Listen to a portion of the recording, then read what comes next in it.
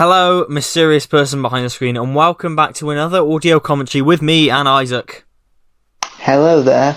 And it's quite remarkable, really, that in 50 plus audio commentaries we have never done an animated film. But this is we haven't. Yeah, which is weird to think about. But this is our first one, and it is a hell of a one to start off with, I think. It is, of course, Spider-Man Into the Spider-Verse. So, without further ado, if you'd like to sync this up with your own copy of Spider-Man Into the Spider-Verse, put the film to the start and press play in 3, 2, 1, go.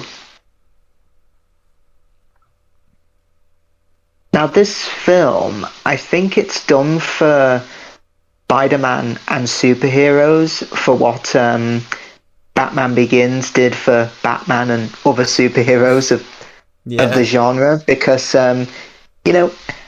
neither of them made that much money at the box office. Like, obviously they've turned in a profit, but it's not like they set off records or anything. Yeah. Which surprises me, because now every studio seems to be wanting to copy this film, or obviously they've started to add the whole multiverse thing. Yeah. This has brought the multiverse into the mainstream, I think. It has, yeah. Beforehand, it was a concept that, lots of sci-fi stories played with, lots of comic book stories played with, but we'd never really properly seen it in a big mainstream film before, I think, anyway, like a huge, massive, successful tentpole one, and this brought that into the mainstream, and, we're only 2-3 years after it's released, and we're already seeing its effects massively. Definitely, yeah. It's certainly had an impact, and it's amazing that the year before this, Sony was putting out shite like the Emoji Movie, and now this won the Oscar for Best Animated Film that year. Oh yeah. It was the first non-Disney Pixar animated film to win it since, I think, Happy Feet in 2006. Yeah, it was quite... And I mean, if anything else had won that year, there would have been a massive backlash, to be fair, because... Funny enough, 2018 I thought was a pretty great year for animated films. We had this, Incredibles 2, Isle of Dogs, and if you're from the UK, Coco was a 2018 release. So, yeah, I'd argue it was a pretty strong year for animated films. In fact, my top 5 films of the year, 4 of them were animated films. Oh, wow. Yeah, including this one. Yeah, no, I mean, it was a very good year, but I think most people expected it to be given to Incredibles 2. Yeah, just because it's got the Disney Pixar logo on it. Yeah. Kind of like... It was like the whole quote-unquote controversy with Wreck-It Ralph and Brave. Brave took home the Oscar, but so many people thought he should have gone to Wreck-It Ralph. Yeah. I'm surprised. These are the same directors who did the Lego Movie, yeah? I don't think they're the directors. I think they produced it. Right. I think Phil Lord and Chris Miller produced it. Yeah, that's it, because I'm surprised for this they weren't snubbed again, because... Yeah, the Lego Movie not being nominated for an Oscar, that's just a crime against humanity. Oh god, it is, yeah.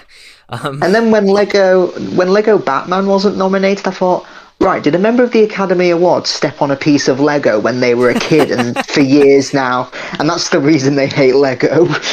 Well, it's interesting you bring up Lego Batman there, because I remember a big, one of my first impressions of this after I saw it was... That was like the Spider-Man version of Lego Batman, really.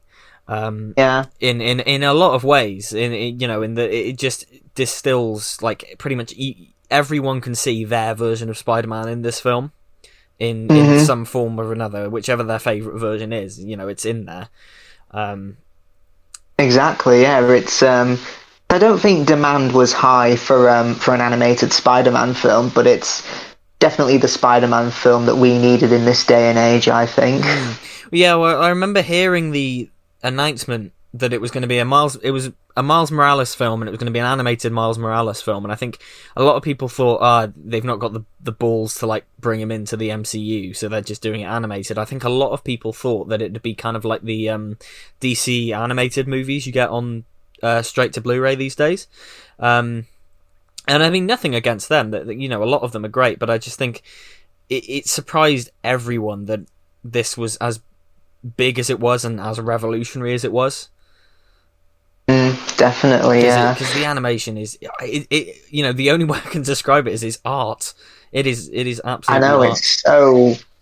it's so colourful and bright, and all the voice casting is terrific. Particularly, I think of Liev Schreiber as the Kingpin. Yeah. Because obviously, he's been in X-Men, hasn't he? Oh yeah, he was Sabretooth in X-Men Origins Wolverine. Okay. And he was in Scream 2 and 3. Well, the first one as well as a cameo, yeah. Cotton Weary, yeah. No, and this is so, like, if anyone ever tries to tell you that animated film, like, the medium of animation is a kid's thing, and it's just like, it's not much effort goes to it, it's only for kids, right? This, like... this film completely disproves that, because every single frame is a painting.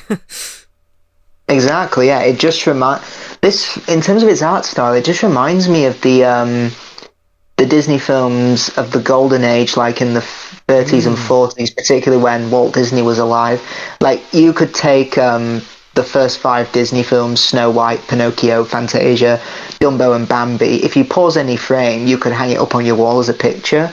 Definitely. And with this, I feel the same way. You could pause any frame and it would make the perfect poster or picture. Yeah, I think there's a Twitter account that, like, just tweets individual frames from this film. That's great. It's just like I think I follow it, I can't remember, but every time I see it, it's like, God, that's stunning to look at. And I mean, it's quite hard to do a commentary on this film that points out everything, because if 1 second of this film has so much going on in the frame, and it is absolutely one of those films that I notice something new every time I watch it.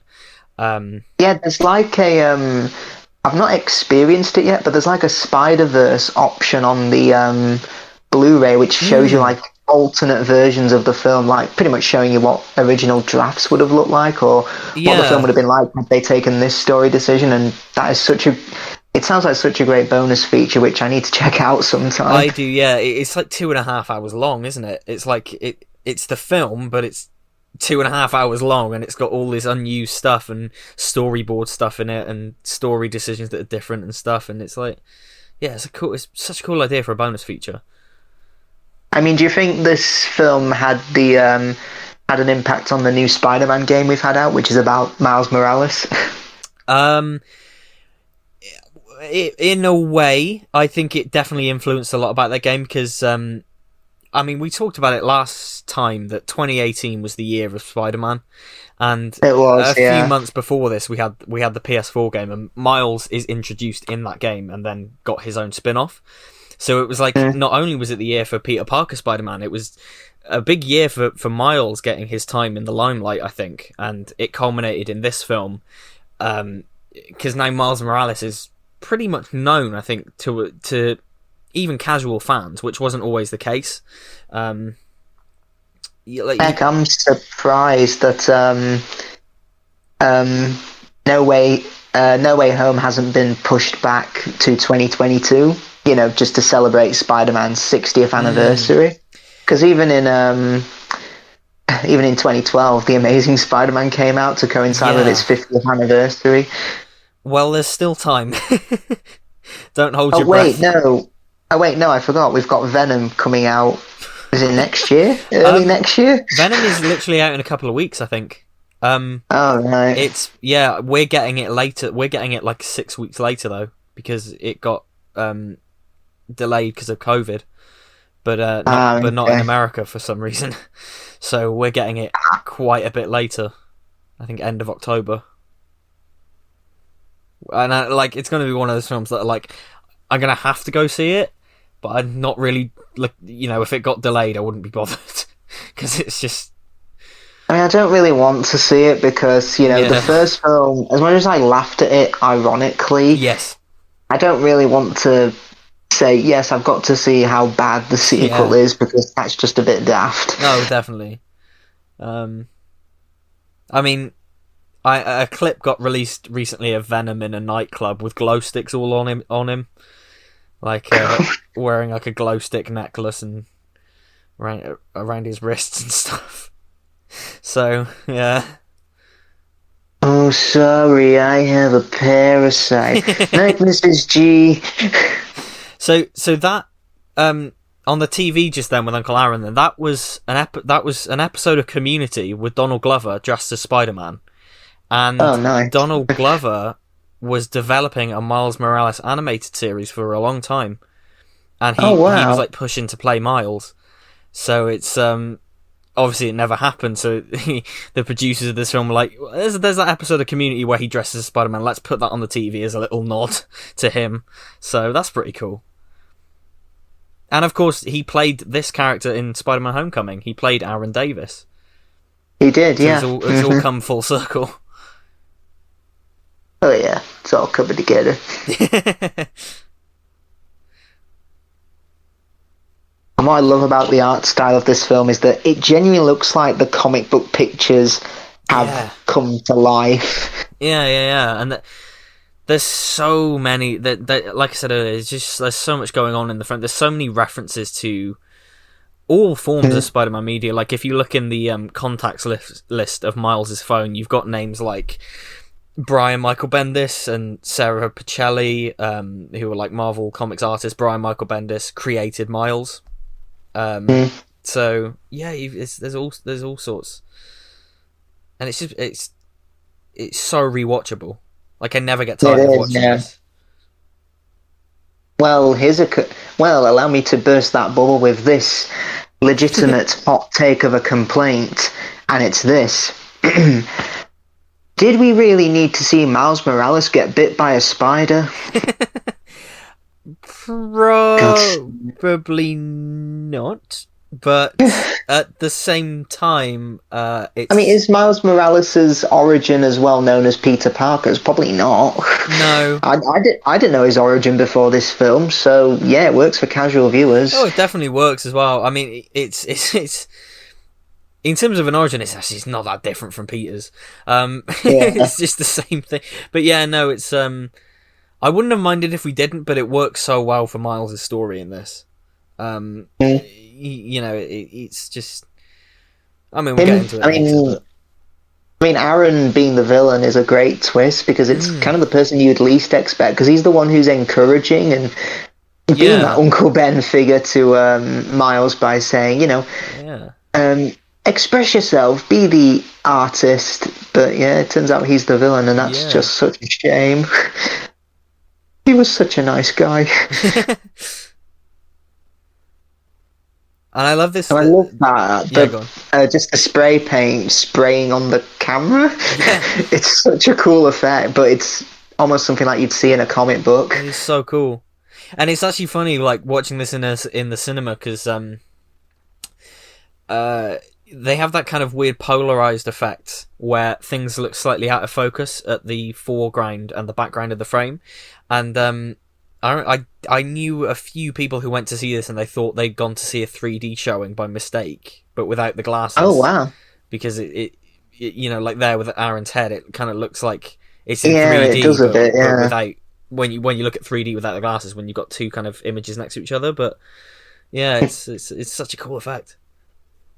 Yeah, I never see anything in 3D. It's just a cheap, tacked-on gimmick. Yeah, I get it. It seems to have died out again. Yeah. I mean, I was watching Back to the Future Part 2 recently, and one thing they did predict was the endless sequels re-released in 3D. Yeah.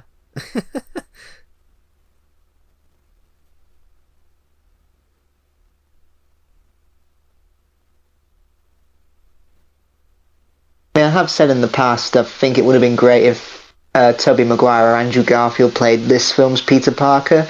Obviously to say that this is an older Spider-Man, but again, yeah, I think it would have overshadowed I think that surface level of praise would have overshadowed all the details that make this film so great. Most definitely. I mean, that was going to be the plan. I don't know if you know that was exactly the plan to get Toby for it, and then Okay. they realized exactly what you said. That would have been a bit too distracting. Would have overshadowed Peter's arc and Miles's arc and the way they benefit each other. Because it would have just been like, oh shit, Toby's back, you know. But I still would have liked them to have a little cameo, considering the amount of the amount of Spider-Men and women we get in this. Let's you know. Well, Nicolas Cage is in this, and wasn't he considered for Spider-Man at one point? Oh, probably. I actually think it would be funny if Leonardo DiCaprio was in this somewhere, because he was for the longest time slated to play Spidey in the James Cameron film that never happened. Well, makes sense, because they both worked together on Titanic. Yeah.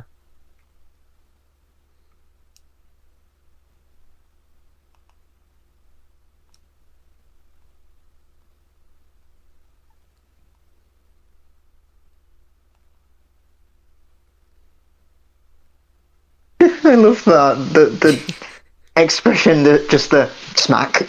Yeah.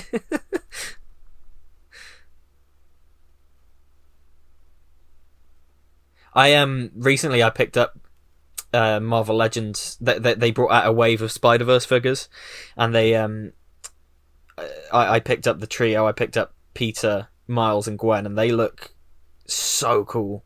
Right. Yeah, they look like the 6-inch style figures. They look so cool because they're dead on the sculpts and everything. And I hope they do more, because I'd love to have like Spider Noir with them, and Penny Parker and things like that. And I think it was Gwen that came with as an accessory Spider Ham, a little mini Spider Ham. Yeah. So that was yeah. I mean, Homer Simpson should have cameoed in this with Spider Pig. Oh yeah. You can't kill him if he's wearing people clothes. He's not Spider Pig anymore. He's Harry Plapper. You smile, I'm off the hook.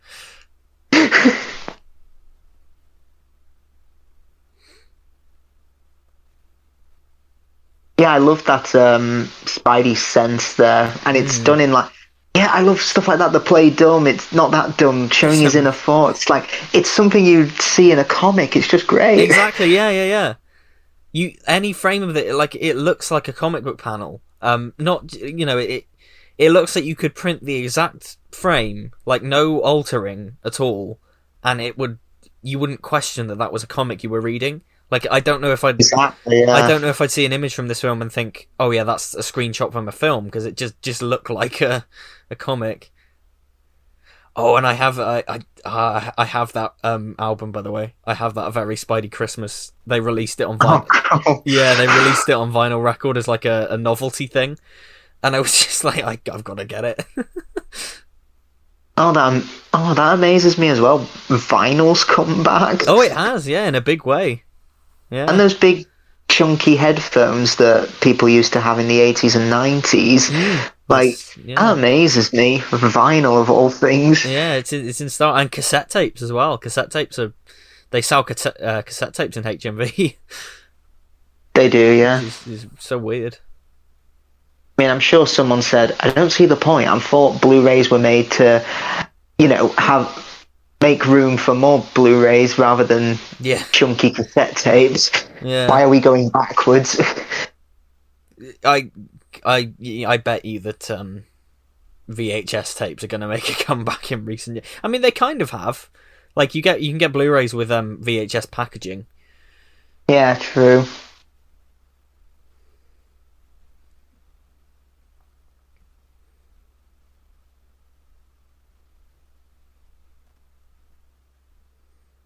I know James Gunn called this his favourite superhero film. Yeah, and I think Tom Holland said it was the coolest film he'd ever seen. I know Kevin Feige loves this film as well. Yeah, a lot of people. I remember the week of release, it was just getting praised by so many people in the industry. Yeah, Kevin Smith loved it as well. Just Yeah, well, yeah. Kevin Smith, to be fair, like, bless him, but he loves everything. Like, he praises everything when it comes out. Like, and good on him for it, because he's just like a fountain of positivity. That's good.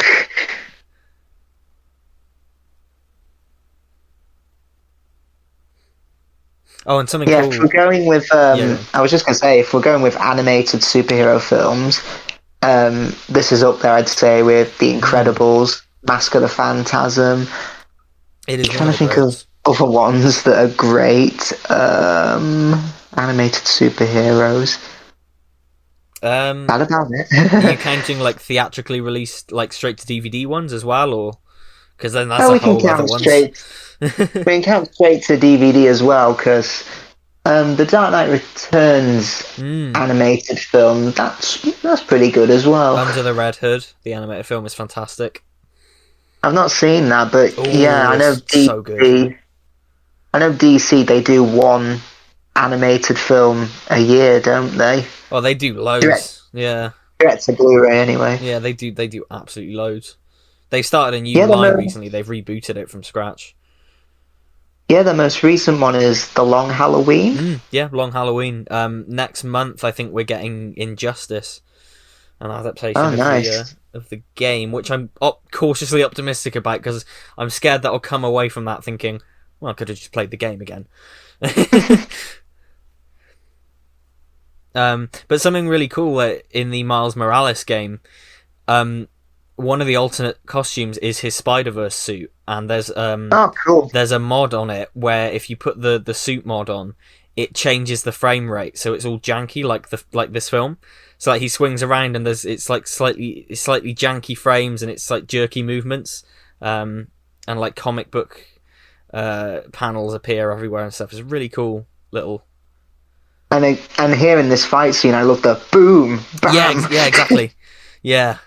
Yeah, because if done wrong, people could have been saying it's like Adam West Batman, but it just fits so well. It does. Very cool goblin design as well. Yeah, it reminds me of that weird. I think it was in the Batman TV series, that big Joker Oh yeah, mutant who, for some reason, was now a big monster. yeah.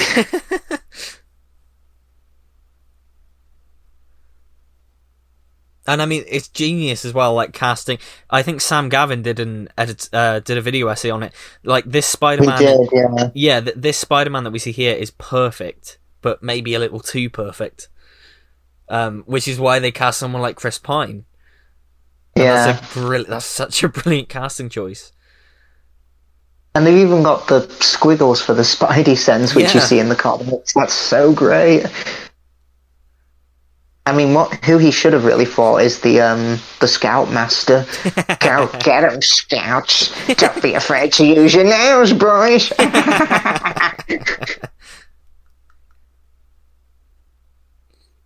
I like how tired this Peter is as well. Like there's literally a moment in a minute where he's just on the phone and he goes, "God, I'm so tired." It's just like,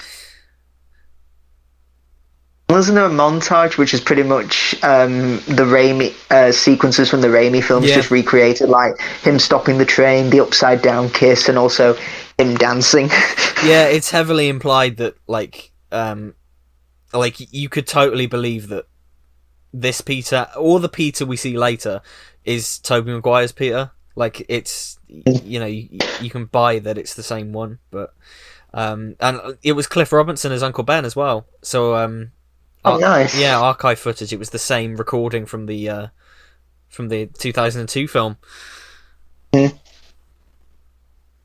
Now, the Prowler, the villain in this, was he in that Spawn film, or have I just made that up? Because the design looks really similar. Not that I know Something of. I- Not that I know of. I know he's. Or does he just look like the hero Spawn He then? does. Now that I never noticed it before, but now you said it, this Prowler definitely looks like Spawn. Now, Kingpin, he was in the Daredevil film from 2003, yeah? He was, yes, and he was played by Michael Clark Duncan, and the same year, he reprised the role in the 2003 Spider-Man cartoon. Oh, nice. Yeah, Cool. so it was a really cool bit of casting there.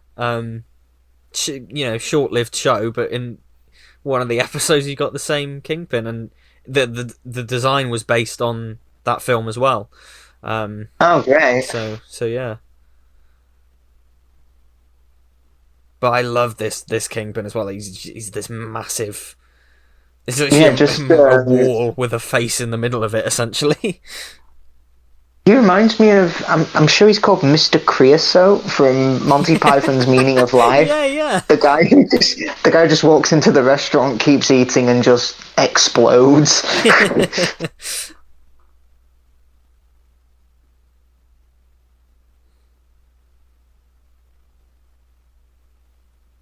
And interestingly, later on, when Fisk's plan works, and he's seeing all the alternate universe versions of his wife and kid, one of those versions is Matt Murdock, aka Daredevil.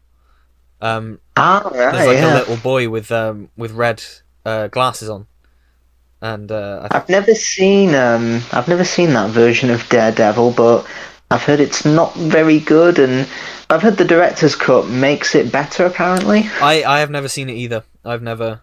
Okay. Couldn't tell you. Apparently, that seems to be the consensus: is the director's cut is great. Well, not great, but decent. but yeah, I couldn't tell you. I mean, I bet if Michael Clark Duncan was still alive, I wonder would they have asked him to play Kingpin again? Probably. I mean, I think in terms of them doing Kingpin in the films, I just get Vincent D'Onofrio back from the Netflix series, because he was perfect. Good idea, yeah. He was absolutely perfect, and funnily enough, he has liked a load of fan tweets asking that recently. Oh, nice. So yeah, just do it. As I said last commentary, even if the Netflix shows are like not canon anymore, just keep the actors if they're going to use those characters again, just because they were cast so well.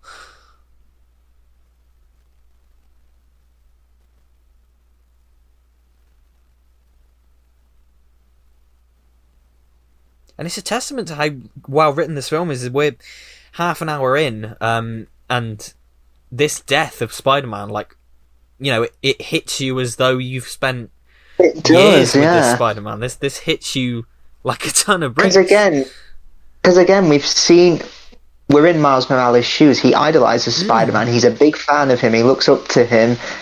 And we just feel that as well, and now he's dead. Yeah, no, exactly, and it feels so real as well when it happens, because you see people hearing the news on their phone, and it's like it actually feels like a real world thing. Yeah.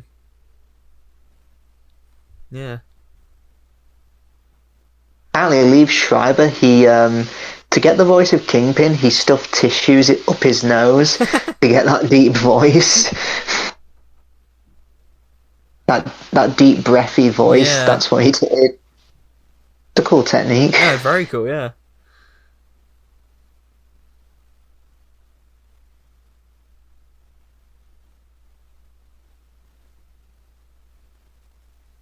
And I like how quick it is as well. Like, you don't expect the death to come when it happens. He just turns around and then suddenly just slams his fist down. Yeah. It's really quite violent for a kids' film.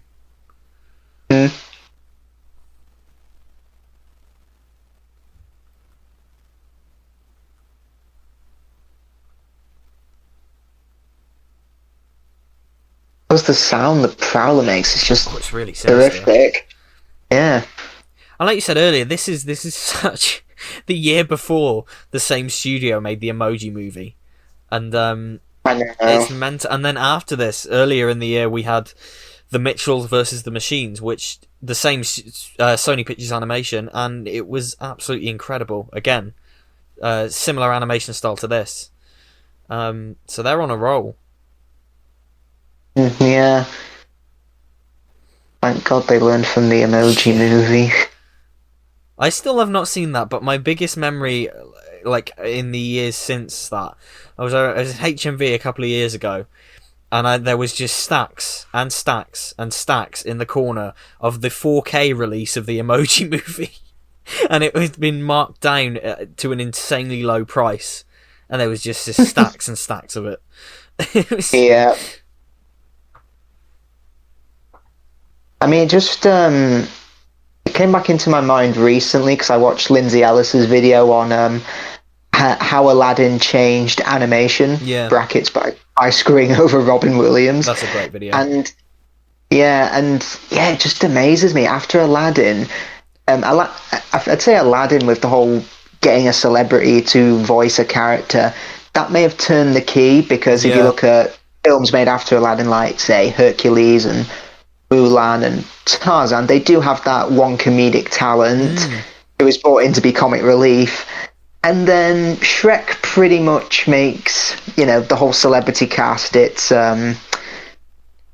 selling point. And yeah, I'd argue Disney and Pixar, they probably calmed down a bit now, and they tend to cast people now based on talent and not just like, let's write a role specifically for, say, Robin Williams, Eddie Murphy, or I think of other examples, or Mike Myers or something like that. And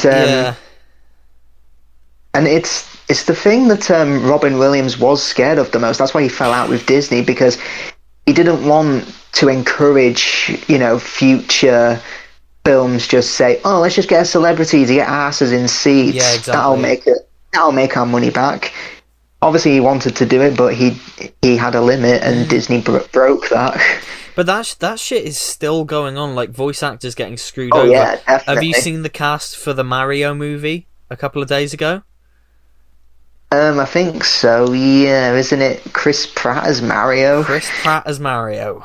Probably going to get paid more in the one film than Charles Martinet has been paid for voicing Mario for like 30 years, which is just sad. Yeah, I mean, I'd say in the past, voice acting, it was considered. I mean, I wouldn't say it was considered less than live acting, but just not as not seen as being as it wouldn't gain you big celebrity status as it would be doing live action, because obviously no one can see you. Heck, if you look at early Disney films like Snow White, Pinocchio, Dumbo, none of the voice actors are credited. No, they're not. It's that's so weird. It's like, we don't need to. Yeah, it's just like, and it's like I said, it's still going on. It happened so many times recently as well with there he is. There's Stan. And this was after he had passed away, and it was just like, it was so emotional, this cameo. Yeah, this came out December 2018. He passed away in November. Yeah, and it's just that line as well, like, we were friends, I'm gonna miss him. And it's just like, this couldn't have come at a more emotional time. He's in this film throughout. If you pause it and go frame by frame, like, he will appear in one frame in action sequences in the background. So he's got multiple cameos in it. You were saying about voice acting? Oh yes. No, it's been happening a lot again in the last few years. Like, most recently, Space Jam 2. I didn't watch it, but they cast, like, was it Zendaya as Lola Bunny, and it was just like, I saw the clip, and it's just like, Zendaya's great, but some actors just aren't voice actors. Like, exactly, it's a different style of acting, and it was just Zendaya talking. Like, it was just clear that she isn't a voice actor, and it shows. And Scoob as well, that came out last year, and that had, like, celebrities as all the characters, and it was just like, you get so used to hearing the voices from the cartoons, and it was just so painfully obvious that it was just there because they were celebrities. Yeah, it works so well with Robin Williams because his entire comedic persona, it was like a cartoon because he constantly ad-lib and improvise literally on the spot. So that's what was so good about it, because animator Eric Goldberg, he did a animation track to one of Williams' stand-up routines. Like, as the genie. Yeah. And it's what convinced Robin Williams to take the part, because he was like, that is brilliant. Yeah. Yeah, it's fantastic, and that's what I mean. It's like casting names as animated characters isn't a bad idea, but they have to be good voice actors as well. Like, people shouldn't be cast just because they're names. Yeah, exactly, because the problem with it, you hear the voice and you're just like, oh, it's Eddie Murphy, oh, it's Jack Black, things like that. Yeah, and that's why works so well, because the celebrity names that are in this, like Nicolas Cage, that Nicolas Cage's voice is perfect for that 40s for the 40s noir style. It's brilliant. And it's perfect for that, and it's a big name that probably get people in seats. So it's like that, but it feels like the casting and the appropriateness of the casting has been thought of first rather than the money. So, not to mention, I love the suit Miles Morales is wearing. It just reminds me of the spider suit I had when I was a kid. Definitely. So this whole section was a post-credit scene for Venom, wasn't it? Was it? Yeah. Oh, I don't remember that. And it's still there on the Blu-ray. Like, I thought they'd take it out. Like, you remember how the Amazing Spider-Man 2 had the X-Men the thing? X-Men one. And they took that out for the Blu-ray. But no, it's still there in Venom. Like, the final post-credit scene is like a 5-minute section from this. And it's this whole bit up to the chase scene. And that's weird. Yeah, and I just remember thinking, cross-promoting. Sony cross-promoting there. It'd be like if Warner Brothers, for the final, I don't know, Harry Potter film, there's a post-credit scene that takes place in The Dark Knight Rises. Yeah, exactly. Why would you do that? Oh, and this is so cool as well. Yes. This is so cool because it's like, I've been Spider-Man for the last 22 years, and it's just this depressed, like, middle-aged guy, essentially.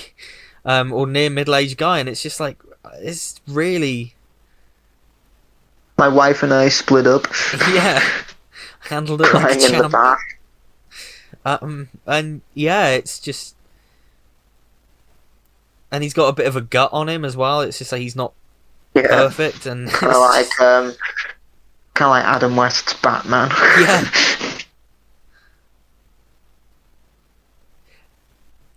And I know a lot of people laugh at the seahorse joke, but it's actually, like, really... it's kind of tragic. Like, can you imagine a seahorse mating for life and stuff? It's like...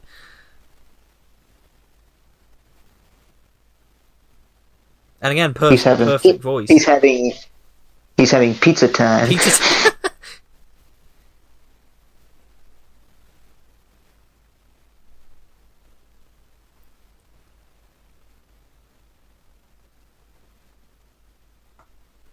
Yeah, I love the effect for the multiverse here. It's great. It's so cool.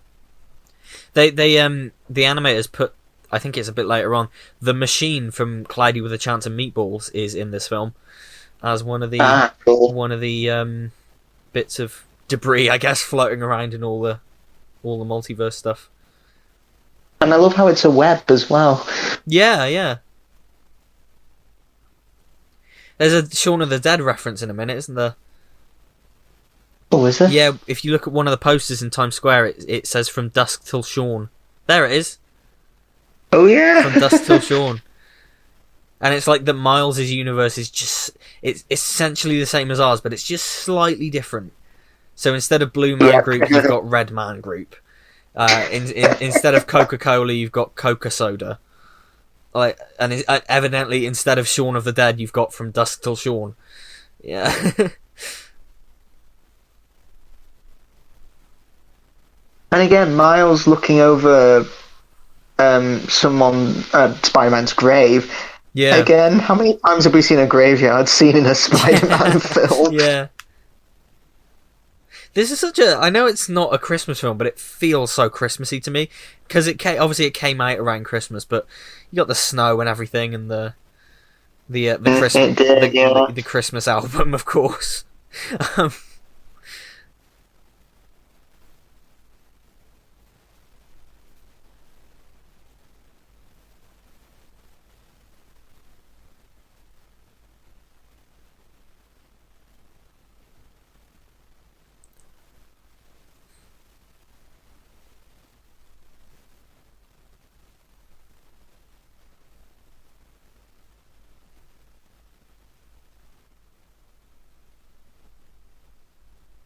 Yeah, even the snow looks pretty. Yeah, yeah. Even that's colourful. I remember in the wake of this film, there was an outpouring of like the people who worked on this just posting behind the scenes videos on Twitter and just posting like them mixing the soundtrack. So they composed the soundtrack, and then in scenes like this, they literally scratched a record to make it kind of to make the record scratches. Okay. So they didn't put that in. They experimented with that after they composed the music and stuff. And it was actually just a case of this guy just sat there on his turntable, just kind of dicking about until he got the right effect. And I love that ingenuity. That this is the kind of film that is going to inspire so many young people to go into animation, and I think that's great. I think it will, yeah, definitely.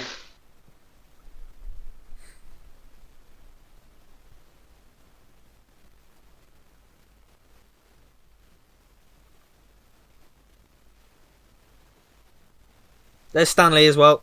He's the one. Oh, yeah. He's the guy that steps over Peter.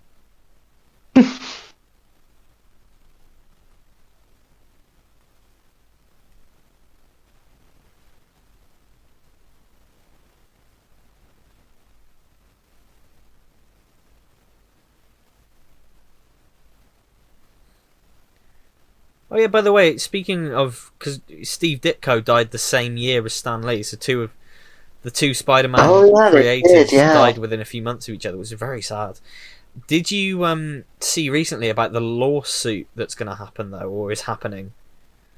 No, I haven't. What is it? So, Steve Ditko's estate have filed a suit, which means in 2023, Marvel and Disney could both lose the rights to Spider-Man entirely, and it would just go to Steve Ditko's estate, which means that would affect that would affect the comics, the films, the games, the toys, the cartoons.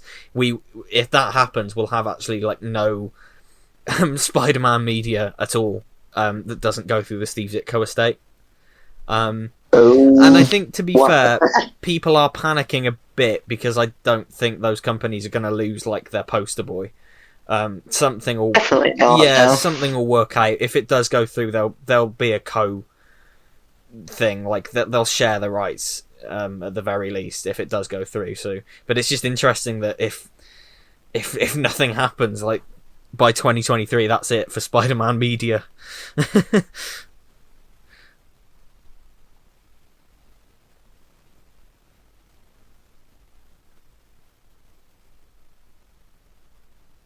Don't you dare finish that sentence. That became a meme. Yeah, see that works as both a joke at the amount of times it's been said on film, and also it's really like sad for this version of Peter that he's just like he's so jaded by this point. He's just like, I'm so sick of that. Yeah, because from that montage, we've seen him go through so much crap and shit in his life that he's probably been reminded over and over again before the next bad thing is about to happen, and he's thinking of quitting. With great power comes great, and he's like, please shut up. Yeah, exactly. And I always forget that he just casually say, I buried Aunt May, so Aunt May's gone. You know, it's like he's got no one essentially in his life, because presumably in those 22 years, Gwen probably died. Obviously MJ's left him.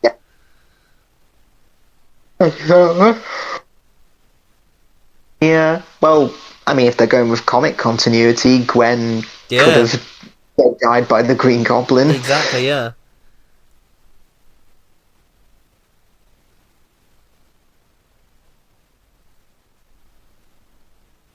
And I remember hearing that it was hearing the voice in the trailers and things, and hearing that Jake Johnson's voice, and thinking, I'm not sold on him as Spider-Man. But then, of course, when you see the film, it absolutely makes sense for that kind of voice for this character, because of how jaded he is and everything. And yeah. And funnily enough, I think for Christmas last year, because obviously with COVID and it was such a hard year, Jake Johnson was, if you emailed him, he was sending out video messages in character as Spider-Man for kids. That's great. Yeah, completely free of charge. It's just he was only doing it for kids, but That would have been a brilliant Christmas present for a kid to have.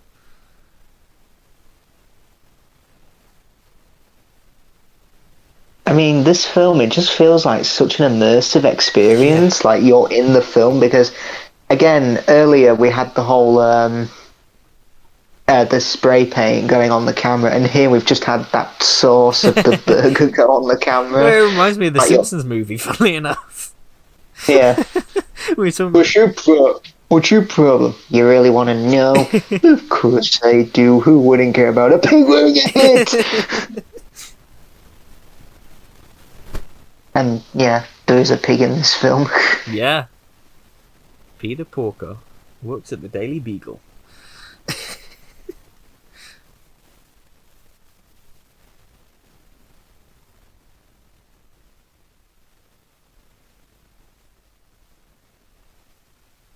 Yeah, little nitpick. This music choice here feels a little bit odd.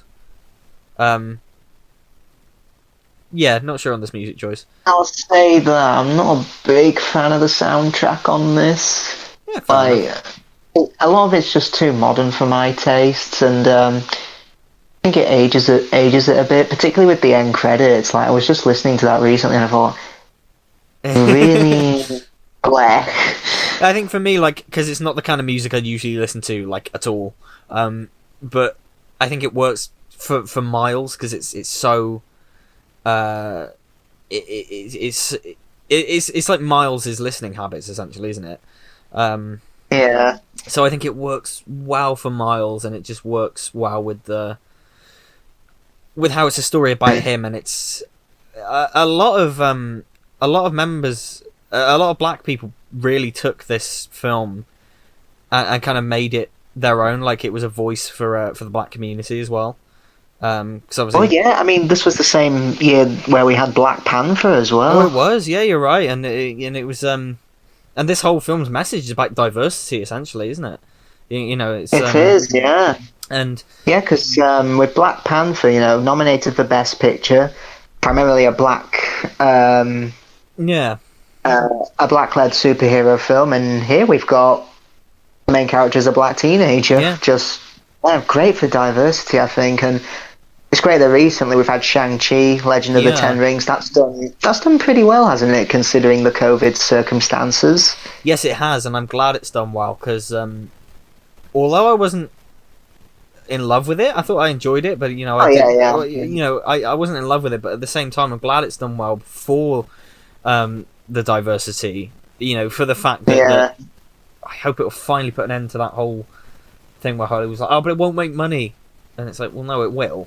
And also, you know, another thing, they were talking about delaying Spider-Man and Venom and a lot of other films if Shang-Chi didn't do well, because a lot of studios were eyeing up Shang-Chi, and they were like, if this doesn't do well, in obviously the pandemic and everything, we're going to delay a lot of our films. And thankfully, it did very well, so...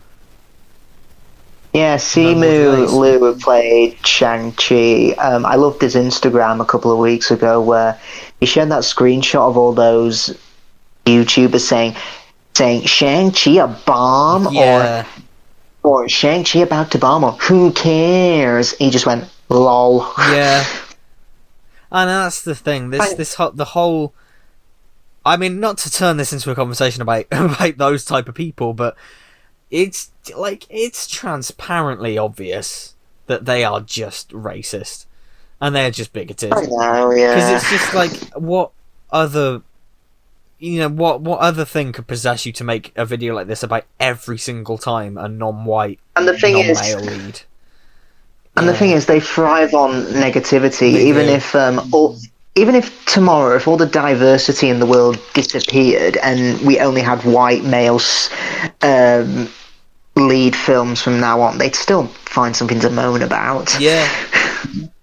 Yeah, I mean, it's like with Russell T Davies now coming back to Doctor Who, they're still going to find something to moan about, because, I mean, I'm just laughing at all those comments that say, oh, thank God, RTD is going to save Doctor Who from the wokeness and the political agenda. Yeah. Dude, if you think RTD R2D, as I'm calling it. R2D. If you think R2D is going to be less political, you never watched Doctor Who. I don't think. I mean, I've shared that recent quote about him saying, "I depicted capitalism as farting aliens. Yeah. I depicted refugees, slavery, labor camps, exactly." Heck, a lot of, and it does remind me exactly.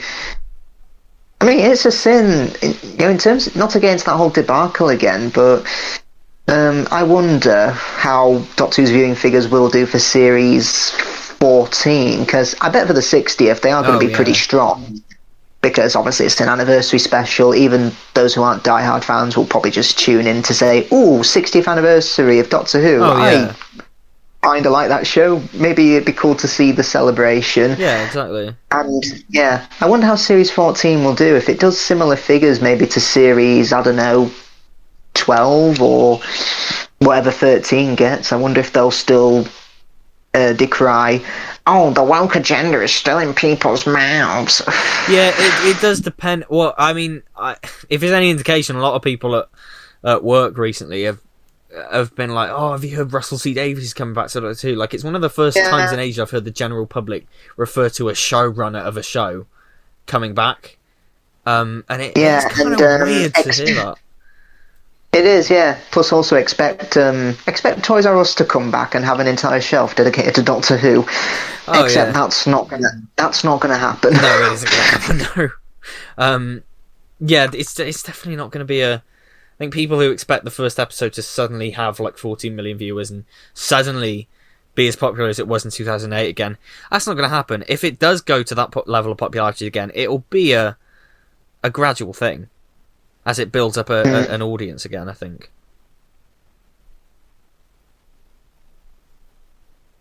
I mean, It's a Sin. That was one of the most acclaimed dramas of 2021, but in terms of viewing figures, it was only, 5-6 million, something like that?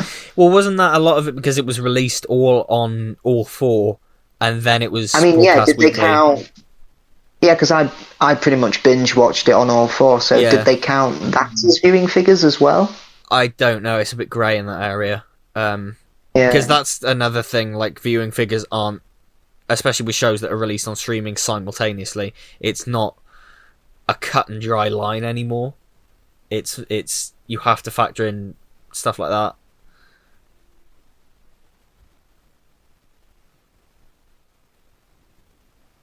Doesn't he throw the bagel in it? The caption just comes up bagel when it hits the. I think so, yeah. Yeah, there we go. It is, yeah. Bagel. That's so cool.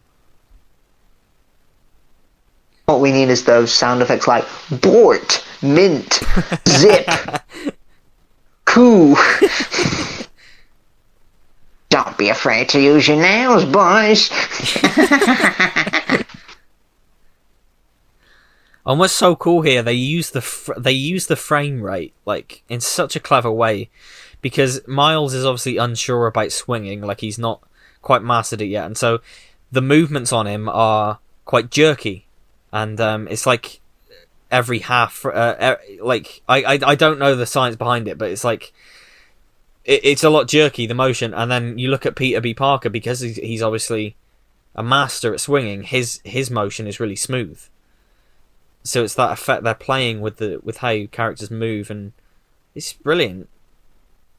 It is, yeah. It's so clever, and it's not something you've noticed, I think, on first. I mean, we're getting a sequel to this next year. Next year, I cannot wait. Is it October next year? I'm not sure the exact date. I know it's definitely next year. I'm not sure. Can't wait for that. Yeah, I'm so excited. I'm really excited.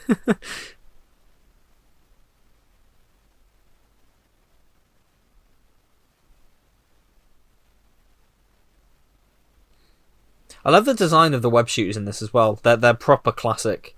Like the designs in the comics are like that, so they have the big strap around the wrist and then the little button in the palm. And they pretty much carried that design over for this.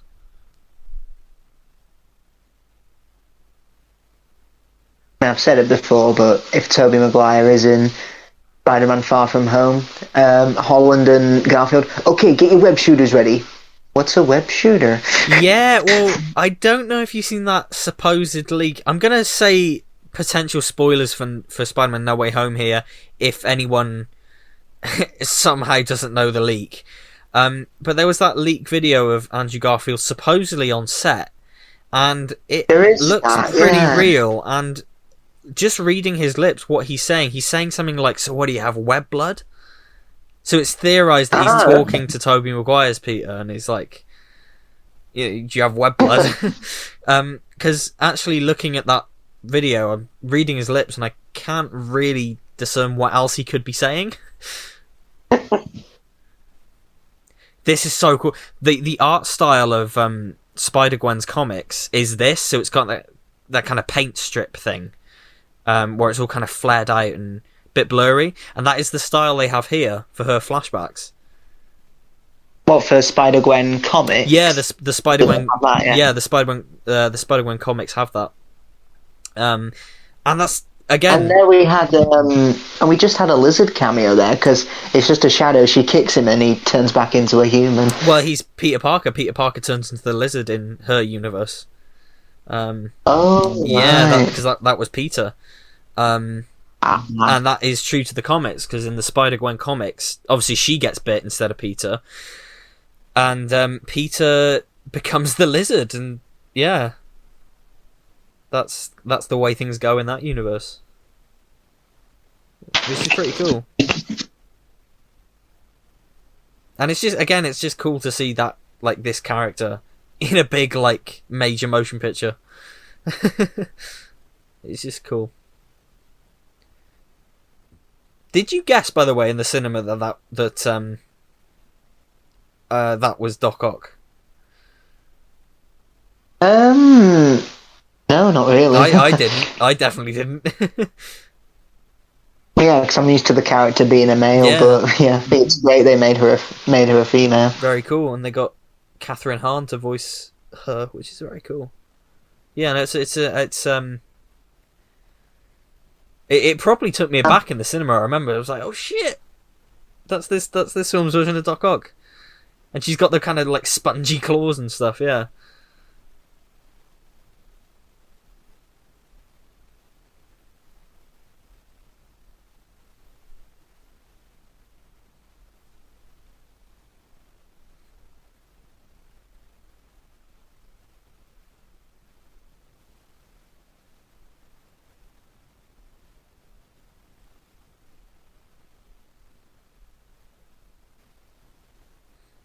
Her arms look a bit plastic, like the vacuum cleaner hoses, or is that supposed to be the point? Yeah, they're like spongy. They're like you say, vacuum cleaner hoses, right? And you hear the sound effects on them. Yeah, it's cool. It's different.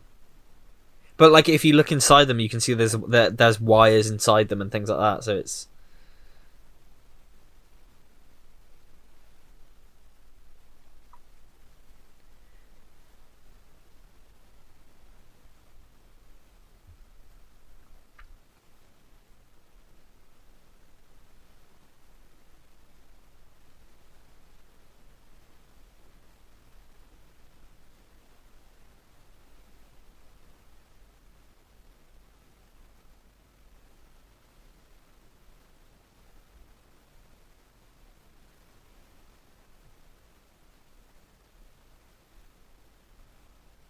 And I like that they don't really. There's no obligatory romance between these two. It's just implied. Yeah, true. Because obviously he's got a crush on her and stuff, but it's never. They don't really pay it off, and I like that. Exactly. Yeah. It's what I liked about Shang-Chi, actually.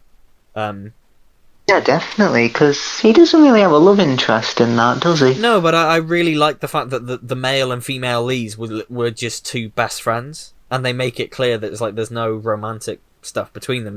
They're just the best of friends, and we need more of that, I think, in mainstream cinema. More of those kind of friendships. And I love the design of his house, because it looks like the ones from the Raimi films. Aunt May's house. Yeah, they got the same backyards and stuff.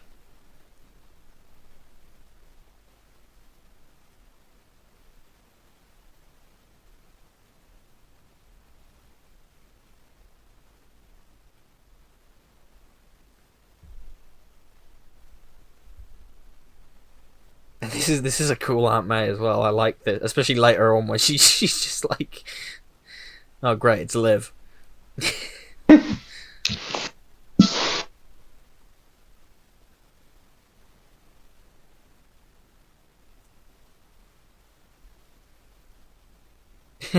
Forgot about that line. What dimension are you from? Brooklyn. New Hampshire. Homer.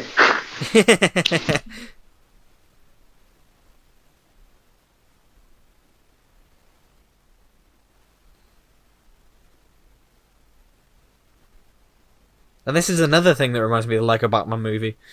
When in this essentially a Batcave for Spider-Man, Oh, yeah, we have it is, so many references to. It's like the PS4 suit is in this film, and I find that so cool, given that it only came out a few months before this film. But they have the suit with the big white spider on the front and everything, and it's really nice to see. There it is, yeah. there I it can is. see it in the map. That's so cool that it's in this. I mean, all those suits, they just remind me of all those Batman toys you used to get in the 90s. So many variations on his suits, like, Deep dive as Oliver Batman. Harper put it, yeah, going out, Batman.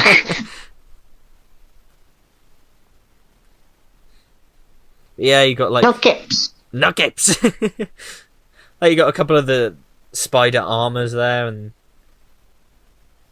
that's really You cool. got one from the MCU in there. Not that I can see. Although, funnily enough, recently in What If, when Spider-Man turned up in that, he did have a cape. So Oh, okay.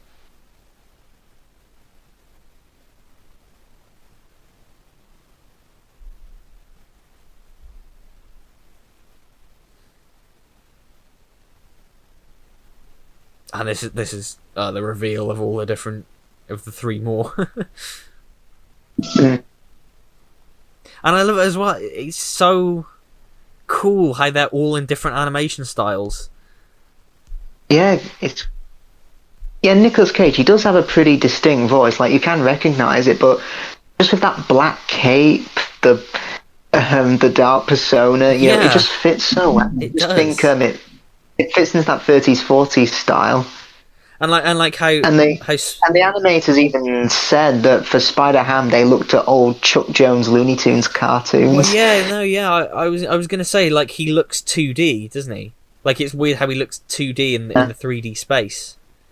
And like Penny Parker is animated, like she looks like something from an anime, because that's the way she's animated and stuff. It's just so cool, like with the big eyes and the.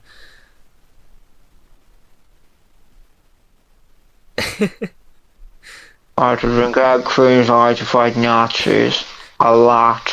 Sometimes I watch a match burn down to the end just to feel something. Oh, there we go. Daily Beagle. I'm not pooching around, I'm trying to sniff out the latest story. That's so good. Do you know? I still haven't, like, years later, watched this short film that's on the Blu-ray, the Spider-Ham short.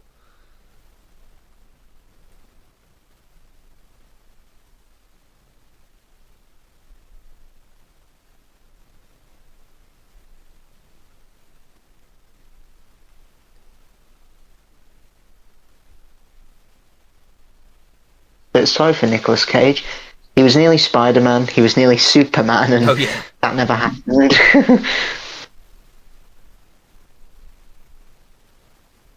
That film. The guy couldn't get his break. That film would have been something else. A Nicolas Cage Tim Burton directed Superman film. Well, I've not seen it, but I really want to. The documentary, The Death of Superman Lives. I really want to watch it. What? Yeah. Because it was it was literally, it was announced, it was in development, it was in pre-production, it was happening, and then it just. There were posters. Were the posters like teasing a 1999 summer release or something like that? Yeah, posters were out. Posters, yeah, it was happening, and then it just suddenly Heck, stopped. Heck, the infamous "This is why Superman works alone" was obviously going to Yeah, be a reference to that. it was going to be a little tie-in. Yeah, I mean, it's like Doctor Who in the Dark Dimension, you know. Location scouting happened, a full script was written, they yeah, got a director on board, they got the cast on board. They even announced it in Doctor Who magazine, yeah, because it was on the front cover saying, "The Dark Dimension, secrets revealed." And you turn the page and you find that it's been cancelled before it even started. yeah.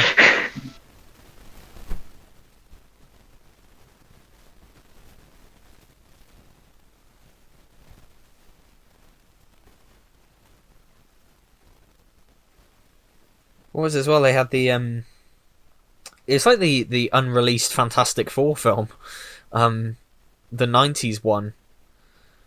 That Oh yeah, that was the thing. Yeah, that there was a great documentary on that, kind of breaking that down, and I think it's been long enough. Give that thing a release.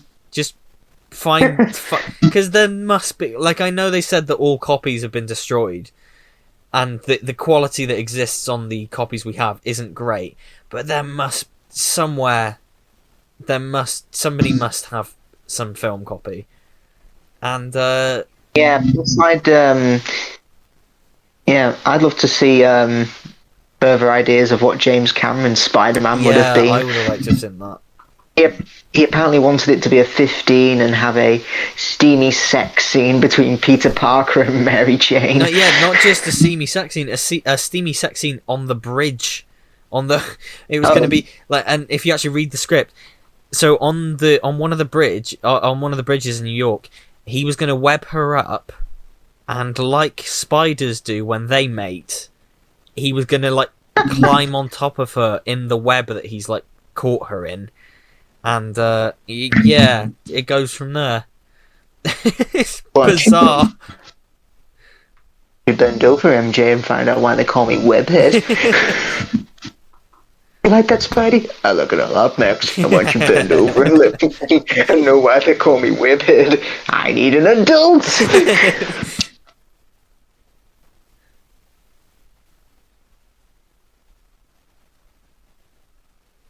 And I love this contrast here. He's not letting his parents know what's happening, Yeah. but he's letting Uncle Aaron know, despite the irony that he's the villain. Yeah. And his parents are actually looking out for him and, you know, calling him to just make sure that he's safe. But Exactly. yeah, Aaron isn't, which just gives you a complete hint of who he really is.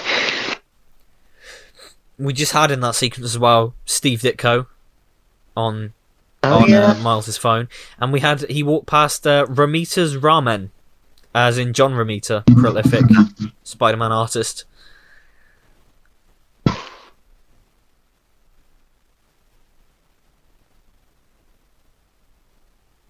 Well, so isn't it funny that like in 4 years, really, Sony went from making a film that was like Peter Parker was destined to be Spider-Man. It was always him. Only him could have ever been Spider-Man. And then this film's like, no, anyone can wear the mask. Yeah, It's true. just- Anyone can be Spider-Man. It's just the complete opposite message. Yeah, it's a way. I think with all the other Spider-Mans we get here, it's like saying, doesn't matter if you're a woman into noir, anime, cartoons, animals, you can be Spider-Man. Yeah, that's what I meant earlier. There was like that whichever version of Spider-Man is your favourite, it's in this somewhere, like in some form. Mm-hmm. There's something for every Spider-Man fan here, Exactly. but even so, casual fans of Spider-Man, I still think they can enjoy this film for what it is. Definitely.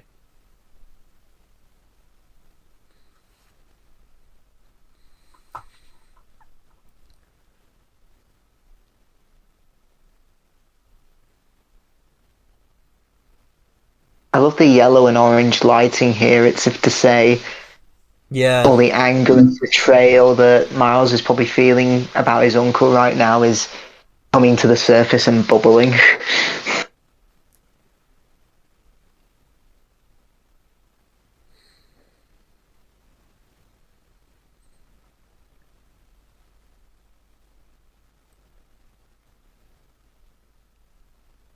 I mean, I'll say this about this film and Venom. They both have a motorbike chase, don't they?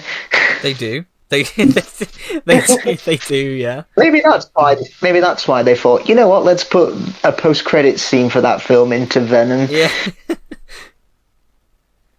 But now that you've mentioned that, that is so bizarre because they're two completely different styles of filmmaking. You've got a live-action film and an animated film. If you ever It's like if the MCU started advertising for one of its video games. Yeah.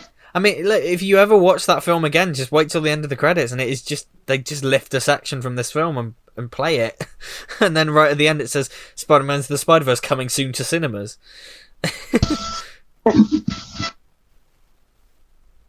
Like trying to teach Spider Noir what colours are. Oh yeah, because all of his environments are black and white.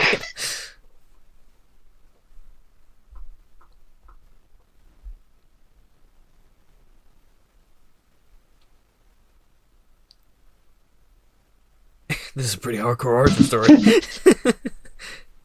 Also, it's like a relatively similar layout to the inside of the house in the Raimi films as well. It's not just the outside that's the same. Yeah, definitely. It's not identical, but it's just similar. You just need him walking up the stairs and then kicking Uncle Ben in the face like on TikTok. Yeah, yeah, that video. This bit reminds me of Kick-Ass there, when you've got the when you've got like the comic panels and. We've got 6 Spider-Men here, haven't we? Well, people, I should say. 6, yeah, 6. Yeah, it's the antithesis to the Sinister Six. It's so cool as well. They commit to that anime aesthetic for Penny Parker, and they commit to the noir aesthetic for. It's just like.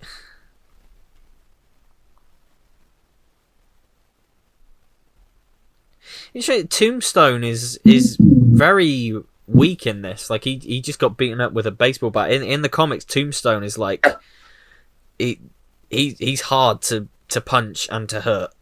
Like you punch him and it's like it hurts you more than him. Wow. But in this film, he gets beaten up quite easily.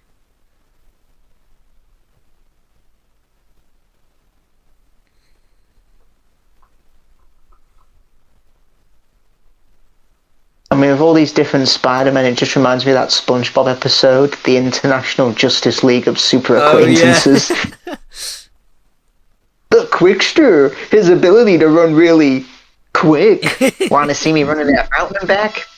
You want to see me do it again?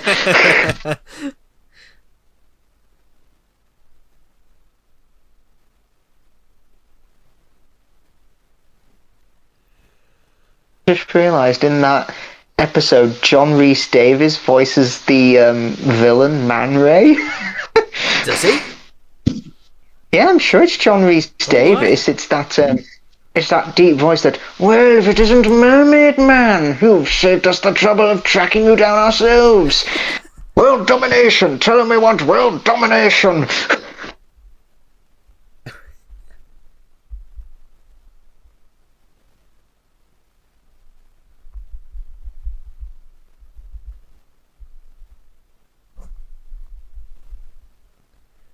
And I do like that about what they do with Uncle Aaron. They don't just make him a raging bad guy. He does genuinely take off the mask when he discovers it's Miles. Yeah.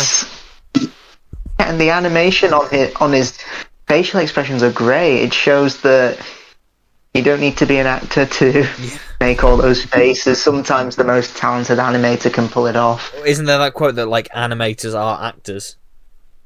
They are in a lot of ways, yeah. It's so powerful as well. He gets shot with a gun, like with a gun that shoots. But it's not a laser gun. It's not some ray. It's a gun. He gets shot with a gun. I mean, is Aaron in the comics a villain like that for Miles Morales? On and off. Yeah, he is the Prowler. traditionally, but like I know in the Miles Morales game, it was like more of an anti-hero who kind of comes into conflict with Miles because of what he's doing, but doesn't really want to hurt anyone.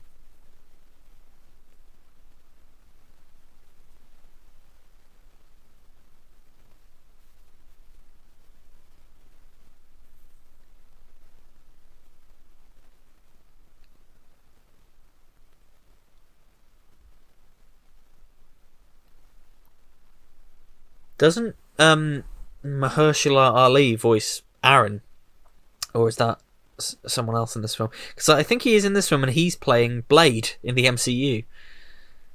Oh, cool! That's great.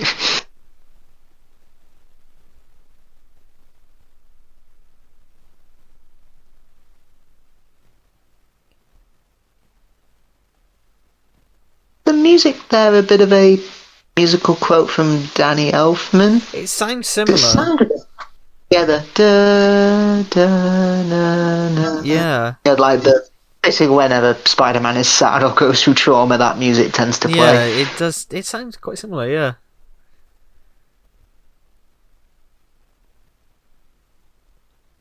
To add salt to the wound, his dad is basically telling him you're under arrest. It's brilliant. Not only is his uncle been hunting him down, now it's his dad.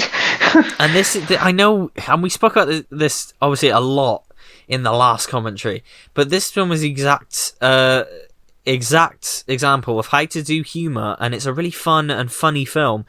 But this is all serious. You cannot take anything away from the drama.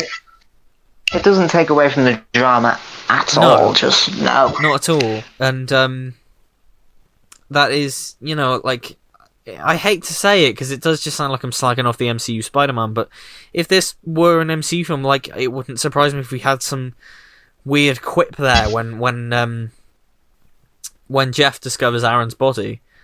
Like, it wouldn't surprise me if we had some quip. Imagine it. I don't know, imagine if one of Peter's friends was like, gee, talk about your fixer-upper. Yeah. That quote's from The Lion King, I think. I think so, yeah.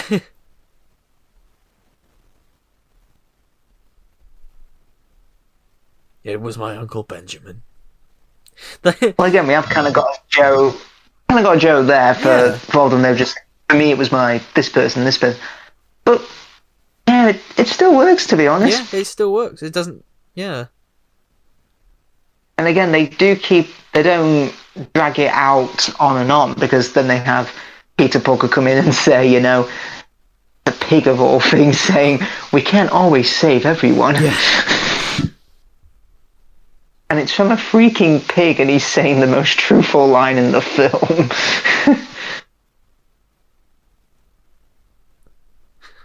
Do animals talk in this dimension? Because I don't want to freak them out.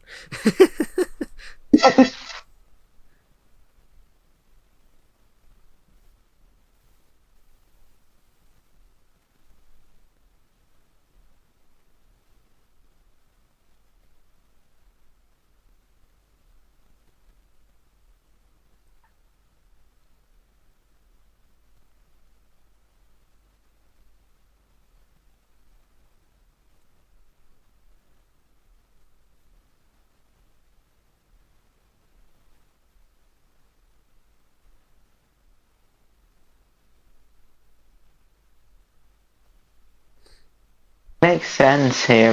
They're not just being stubborn. They know what it's like to lose someone, and they know how all of them have lost someone in their lives, and they know how messed up they feel and how short-sighted their actions can be. Definitely. When they've just lost someone. So it makes perfect sense why they're getting Miles to stay behind here.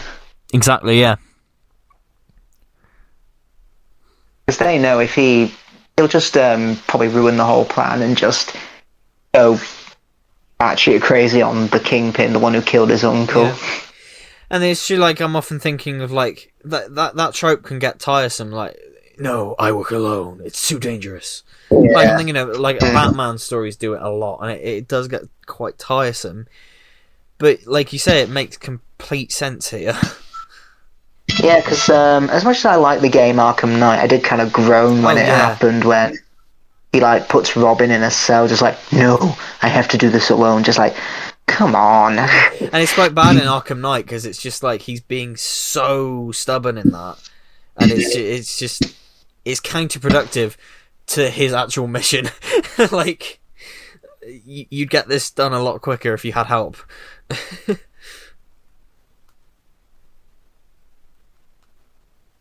In fact, you know who they could have got for this version of Peter Parker? The I can't remember the actor's name, but he voiced him in the 90s animated series. Oh, Christopher Daniel Barnes. Yeah. Because he was also, funnily enough, he was Prince Eric in The Little Mermaid. He was, yeah. And he was only 16 when he played him. Was wow. he? Christ, I didn't know that. Yeah, because listening to him, he sounds a lot older than 16. Well, interestingly, the game that kick-started off the multiverse, the Spider-Verse thing, Shattered Dimensions, made a point of getting voice actors from Spider-Man cartoons of years past for each of its different Spider-Men. So there were 4 Spider-Men. You had the guy who voiced him in the 70s show, the 80s show, the guy who voiced him in Christopher Daniel Barnes from the 90s cartoon, Neil Patrick Harris from the 2003 show, and Josh Keaton from Spectacular Spider-Man. So it was like 4 generations of voice actors voicing the different versions, which is really cool. I mean, for Ultimate Spider-Man, didn't the guy who voiced Peter Parker, wasn't he in the superhero movie? Yes, he was, yeah. Yeah, playing the parody Peter Parker. Yeah. Oh, that film's kind of a guilty pleasure of mine. I sometimes think I'm too highbrow for their humour, but I just can't help but laugh at some of the lines. We're gonna get fame! Don't forget the bitches. There's not gonna be fame, and there's not gonna be bitches. That's funny, because that film came out, like, I wonder how different that film would have been even just a couple of years later. Because it came out at the start of the MCU, like, just as that was beginning. But it's very much based off, like, the early 2000s Marvel stuff. It is, yeah.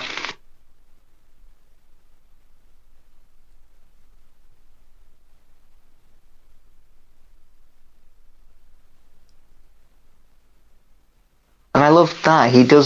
He genuinely does want to talk to his dad, but his dad just thinks he's ignoring him deliberately. Yeah. But he can't get that over his mouth. And this next scene coming up, like, one of the greatest scenes in any Spider-Man film ever. Mm-hmm. And again, this is so empowering. Like, stories from, like, from Hispanic kids who have watched this and just felt so empowered that it was someone like them on screen. Oh, definitely, yeah, who can be Spider-Man. Again, the ultimate message of this film is that anyone can be Spider-Man. Yeah.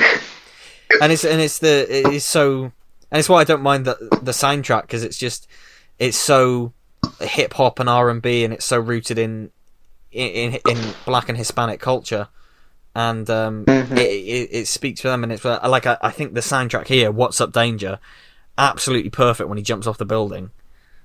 It's so cool, and it's just, and for the first time, like, the reason the shot is in a minute is upside down is they don't want to show Miles falling. Like, for the first time, instead of falling, he's rising through the frame.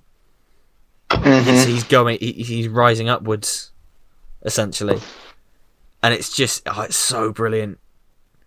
And this shot of him leaping into the city is just, it's just, I want that painting just on my wall. It's so good. And I love the upside down shots, because, you know, when you become Spider-Man, your life literally turns upside down. And like I say, he's rising, finally not falling. I do want him falling like that, and, you know, seeing the wind effects on his clothes. Could that be a reference to The Amazing Spider-Man when Peter does that? You know? Maybe, yeah. And it's like, this is Miles, like, finally his arc has been about learning to embrace himself.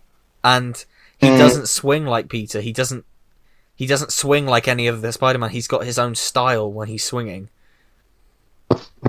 Because they could have easily, copy and pasted some, the swinging scenes from any other live-action Spider-Man film, but they chose to animate their style with Miles, because obviously it's a different Spider-Man to Peter Parker. And that's why he doesn't at all feel like he's trying to copy anyone else, because for the first time he's not trying to copy anyone else. He's being himself.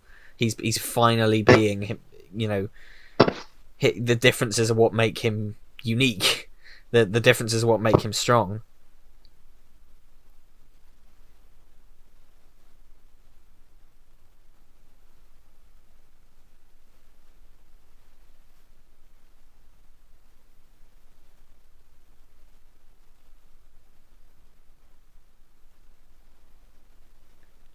Plus, I like how with Spider-Man Noir, he's every reference is him.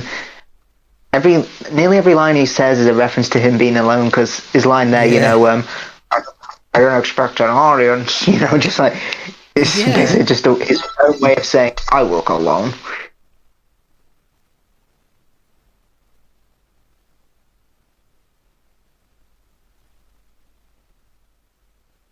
It's so that line cracks me up every time as well. What a pig! I'm right here. This person say that's racist.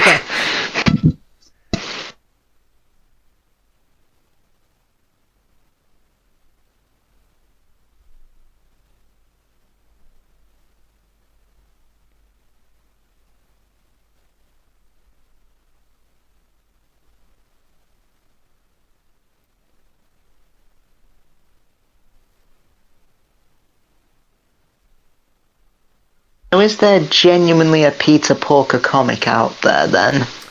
I don't think it's a full-on ongoing comic book series, but he's from the again, the post-credit scene from Shattered Dimensions, the game, is him turning up late, and he's like, I'm ready to help, and they're like, we fixed all this, like the threat's over, and he's just like, god damn it. He's just turning up late to everything.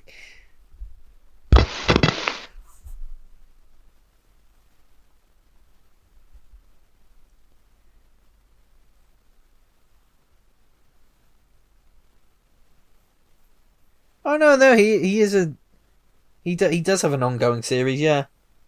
He first appeared in 1983. Oh wow, that's earlier than I thought. Wow. Yeah. Do you ever meet Porky Pig? Yeah, I don't think so. Are you ready, eager young space cadet? I'm ready, Captain No Fullness. Oh my god. Okay, my knowledge of Spider-Ham isn't as deep as I thought it was. So here are some of his characters from his universe. So we've got Aunt May Porker, standard. Mary Jane Water Buffalo. Wow. Flash Tomcat. Batty Brant. Wow. Instead of Daredevil, we've got Daredevil. Captain Americat. Doctor Octopussy Cat. Octopussy Cat. I love it. Doctor Octopussy Cat. The name was there. You didn't have to change that at all. Doctor Strange is Croctor Strange. God, it just goes on and on. I've got this list on Wikipedia. It just goes on and on and on.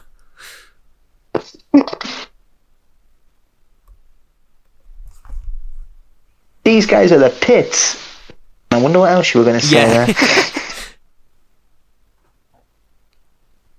I love that reference as well when it happens so much in every climax ever. Stopping everything, you literally have to press a button or put something in, and it's the hardest part. Why is this so difficult?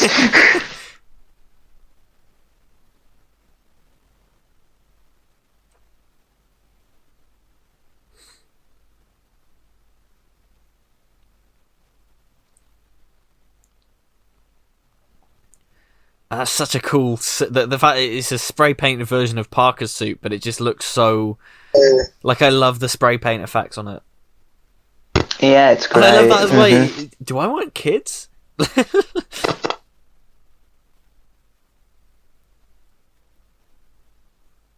inside of this portal set kind of looks like a beehive. Yes, it does. Yeah. Yeah. And Kingpin's the queen beef, for lack of a better word.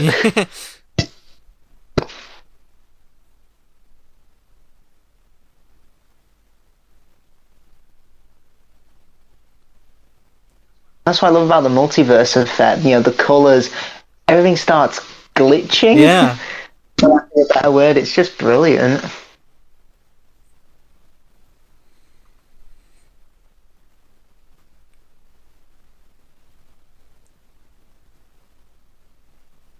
That's such a cool shot of the three of them together. That's so good. Mm-hmm.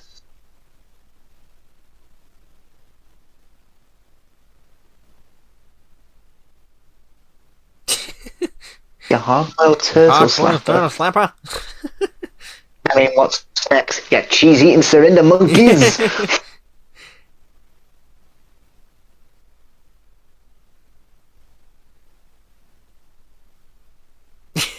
The anvil is perfect. Did that feel like a cartoon?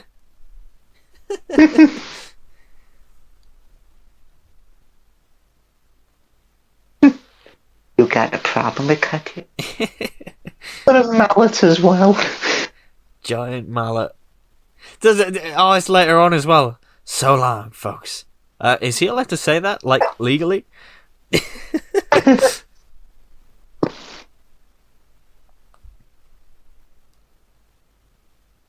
I mean, speaking of Looney Tunes and superheroes, there's a cartoon called Super Bunny. It was made in the early 1940s, and it Bugs Bunny basically being Superman.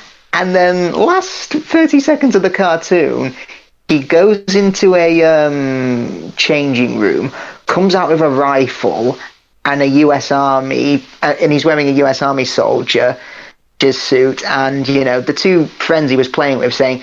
He says, "Sorry, fellas, I can't play with you anymore. I've got more important stuff to do." Starts singing like a song from the army that they sing, and he walks past a sign that says, "To Germany." Oh, Christ. Yeah, it's just... I mean, that, to be honest, though, looking at the history of Superman, that genuinely happened in the early 40s. When the war broke out, he wasn't as relevant because they felt, well, a guy who flies through the air and punches people who's from another planet can't exactly help us defeat the Nazis, can he? Yeah. And probably why I bet more people started reading Captain America over Superman. Wow, well, there you go. That's Captain America's whole start. Yeah. Despite the fact they have the same colour schemes. Yeah. I mean, if you've got the Superman anthology box set, that cartoon with Bugs Bunny that I just described called Super Rabbit, it's on there. Oh, I didn't realise it was on there. Yeah, quite a few Looney Tunes cartoons are on there. That is an incredible... It's one of my favourite box sets because so much is on there. As evidenced by the fact that I've had that thing for like 9 years at this point, and I only just realised that that's on there. I'm still discovering new stuff. I mean, I have yet to sit down and watch the Superman and the Mole Men feature from the 1950s. I'd love to one day. I watched it a while ago, but it was a long time ago. I have the first season of the George Reeves show on DVD, and I need to watch that as well.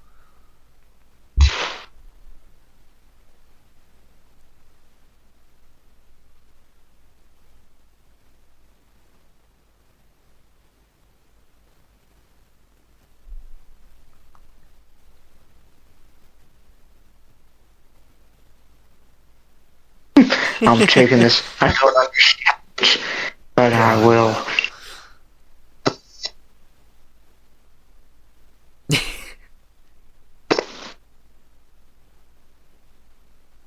That's it. That's all, folks. Oh, he sends up like some kind of angel. Yeah.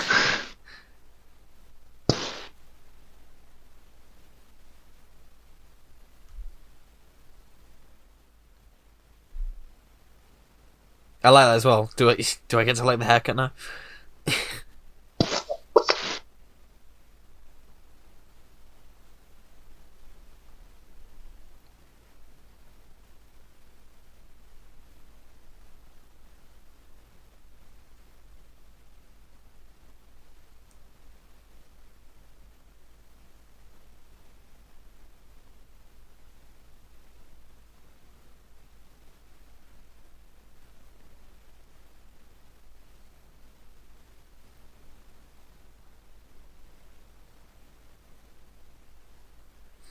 And this is just, yeah, it's a visual treat. The climax is. It's just such a. I mean, I've got this with the. I'm watching this with the lights off, and the colours are just lighting up my room. It's just. In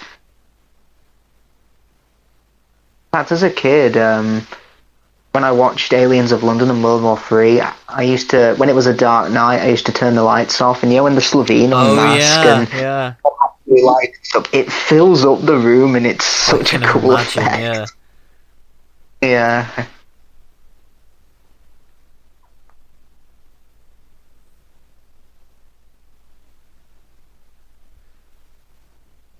I love that as well. I don't know. I'm not going to mess it up again.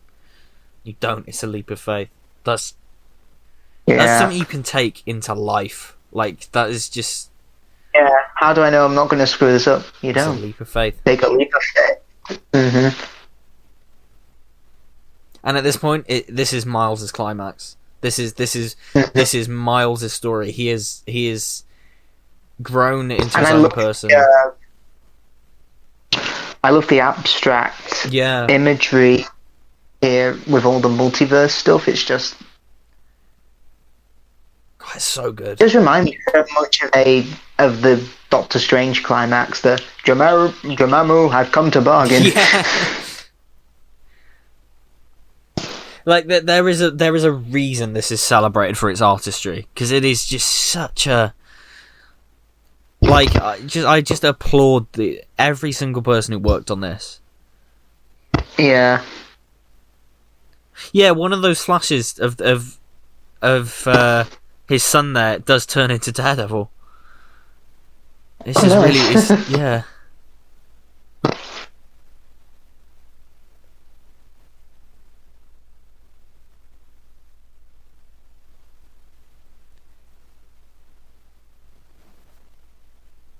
It takes that little bit with Kingpin, trying to kill Spider-Man. I mean, does he eventually forgive him? I forgot that bit. Does he? Or does Kingpin forgive him, or? I don't think so. I can't remember. No.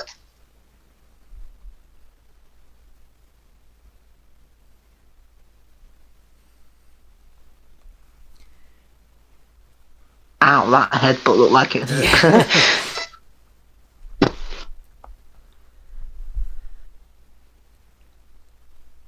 Again, I love how a lot of it's on a train, kind of like with Spider-Man 2. Oh, very much so. Yeah, trains and Spider-Man, perfect combination. And a bridge, like in the first film. Now we need an electric power plant, or the Oscorp Tower, or an abandoned construction site. Exactly. Or London. Yeah.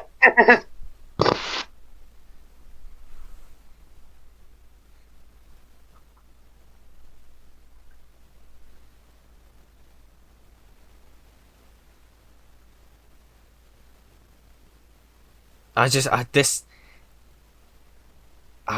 can't get over how lucky we were in 2018 to have in the space of 4 months, like, 2 projects, this and the game, that just got everything right. Like, I mean, 2018 I thought was a terrific year for superhero films in general. Yeah, it very much was.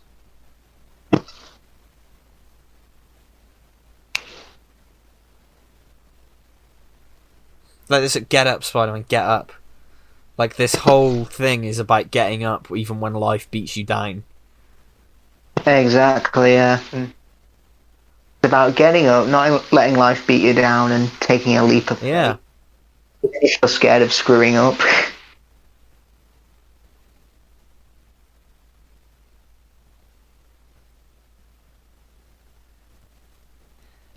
Doesn't when he does the shoulder touch and isn't there a massive hay in the background? Yeah. Yeah, I didn't notice that until like the last time I watched this. Not to ruin the moment, but the shoulder touch reminds me of that gag from The Simpsons. Homer, stop using your sleeper hold on the children. They'll be fine in half an hour. I asked you to take out the garbage 3 days ago, and you still haven't.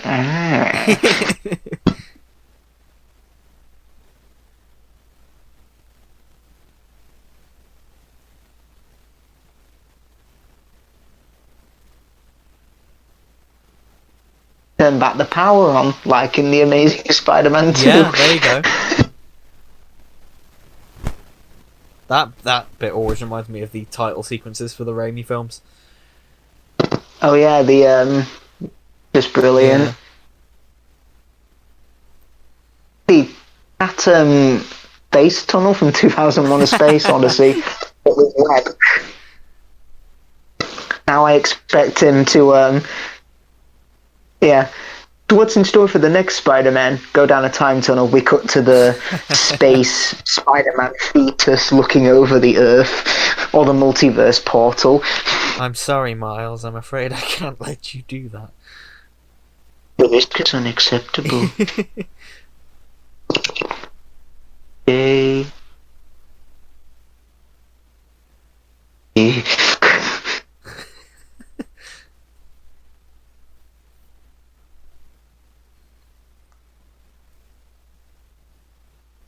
Such a cool image as well of him just hanging there like... Mm-hmm. Hello, Mrs. Pommelhorse. I'd like to get down now.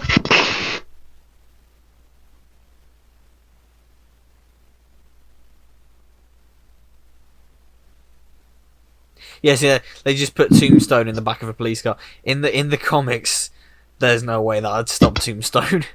He'd literally demolish that fucking thing within seconds.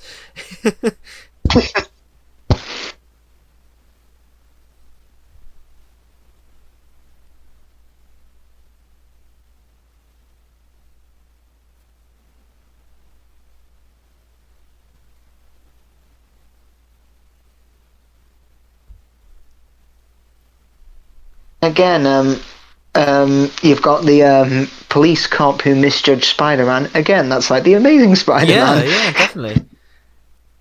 Is his dad a cop in the comics as well? Yes, he is. Yeah. So that could obviously just be from his origin, but a nice callback again. I mean, yeah. Spoilers for the Insomniac PS4 games, but yeah, his dad plays a crucial role in his story, propelling him into his own game. Okay. Yeah, like a really sort of... Yeah.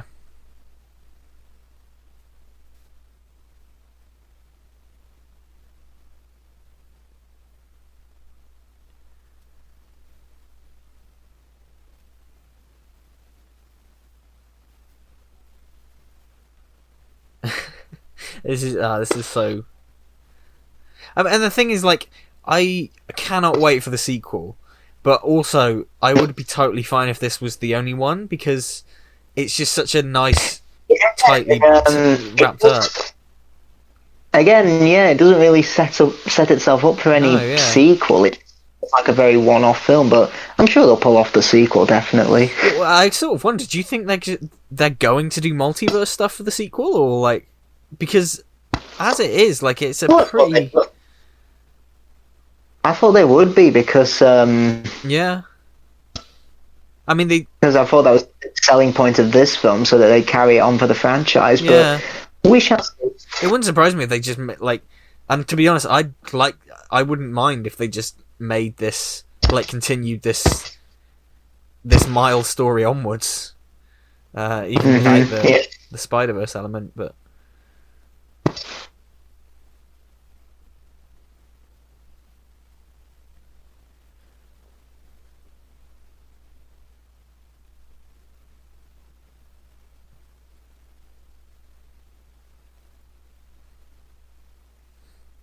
See, watching the swing though, it does. Yeah, there it is. Anyone can wear the mask. Yeah, there you go. Anyone can wear the mask. You could wear the mask.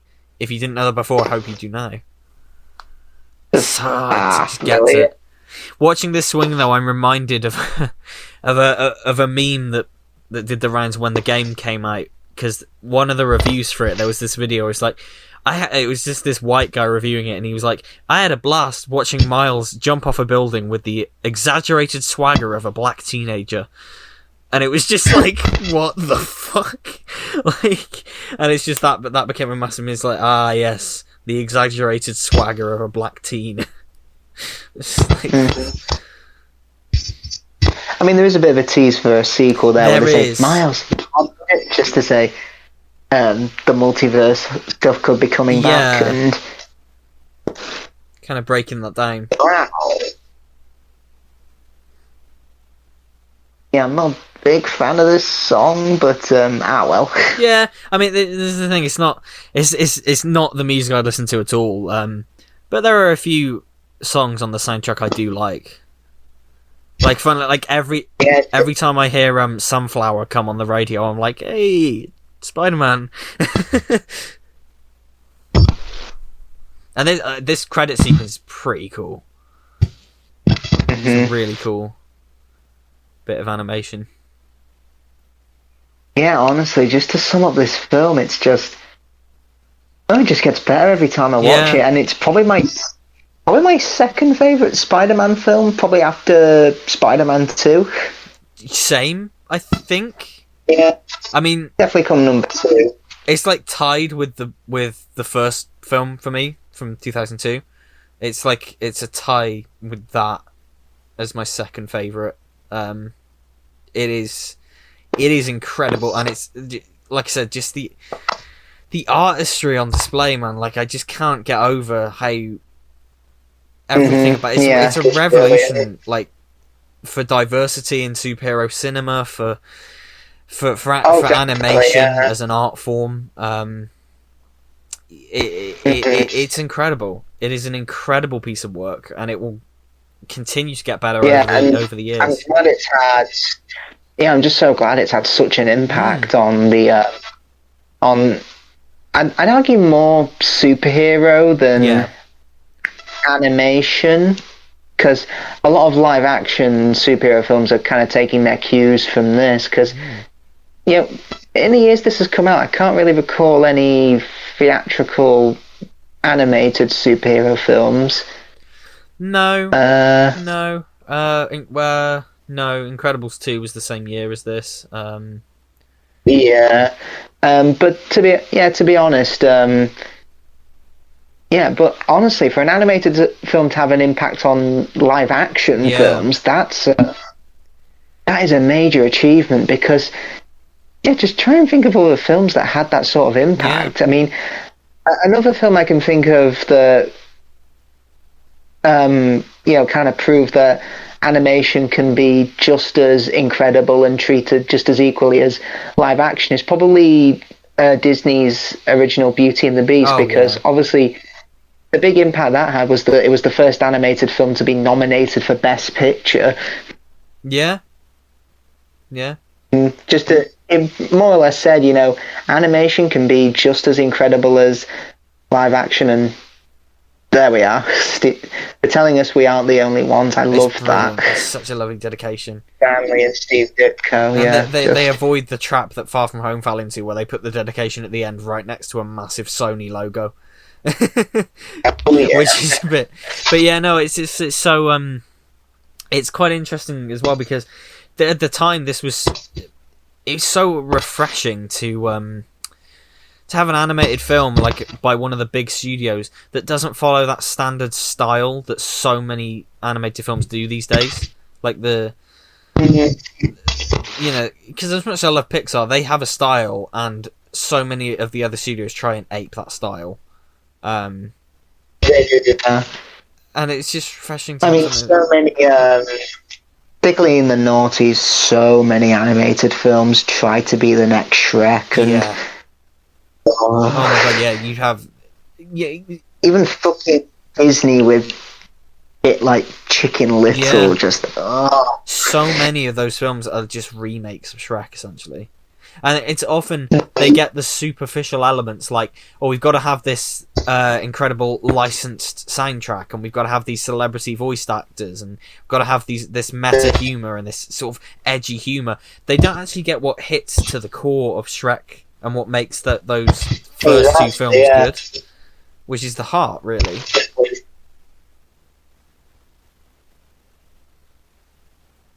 And I mean, even like, this is the end credits. Even the end credits are brimming with details. Exactly, the specks of paint and the rough graffiti. It's just it's brilliant. You dare not look away in case you miss something. Yeah, it's just, and of course, in a minute we get the Spidey bells. Sung by Chris Pine.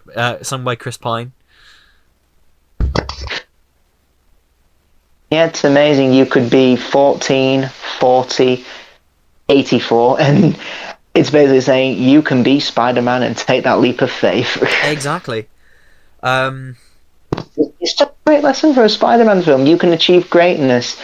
It may not go the way you want, but you will never know if you take that leap of faith. Exactly. Yeah, and it's just such a... It's a universal film. It is completely, like, for all ages. They will get something out of it and take something from it. I mean, I remember, and, like, people will tell you, like, when I walked out of the cinema when this came out, I was with my group of friends, and I was just on cloud 9 after seeing this. Like, absolutely, like, I was just so buzzed and so excited and just so happy with everything that I just saw. It was incredible. Mm-hmm. Yeah, honestly, this deserves to be up there with Mask of the Phantasm and The Incredibles as just one of the greatest superhero animated films ever made. But definitely. Also, yeah. But to be fair, even Mask of the Phantasm and The Incredibles, if I had to put out my top 10 superhero movies lists, they'd still probably come up there, even with live action. Probably, yeah. I mean, Mask of the Phantasm, like, absolutely one of the best Batman films. Mm-hmm. It's probably my third favourite Batman film after The Dark Knight and Tim Burton's Batman. Yeah, it's incredible. And hey, like, maybe, you know, I hope we get more. Because some superheroes would only work in animation, really. Like, there are some you can't really bring to live action. Like, you know, I can't imagine a Squirrel Girl live action film. If you're gonna do Squirrel Girl, do an animated film. Exactly. You know, that property would fit that. But yeah, just it gets so much praise. You know, obviously, you know, everyone and their mother praises this film, but it is just, there is, rightly so. Yeah. It's just such an amazing film. I've never seen... They should call it The Amazing Spider-Man. The Amazing Spider-Man Into the Spider-Verse. Exactly. No, that's the title of the sequel. Yeah. I have never seen anyone say, "Oh, it's overrated," or "Oh, it's mid," or, you know, people love to knock on, like, things that are popular, but, like, I've never seen anyone go, "Oh yeah, that's it," you know, just because it's popular, it's not very good. I think everyone just loves it. I know, yeah. And that's good. I mean, there's been so many debates throughout the years of what's better, the Raimi films, the Mark Webb films, the MCU films, and along came this Spider and washed those away. Yeah. And that's... The itsy bitsy fan base went up the tweets and it's what... explode. Down came into the Spider-Verse and washed the tweets away. And it's why... It's essentially... Yeah, I mean, it is why I'm, like, I compared it to Lego Batman earlier, because it's saying that every version of Spider-Man is valid. Mm-hmm. And relevant. Every single version. And, yeah, perfect button to end on before the post-credits scene, this Spider Pals.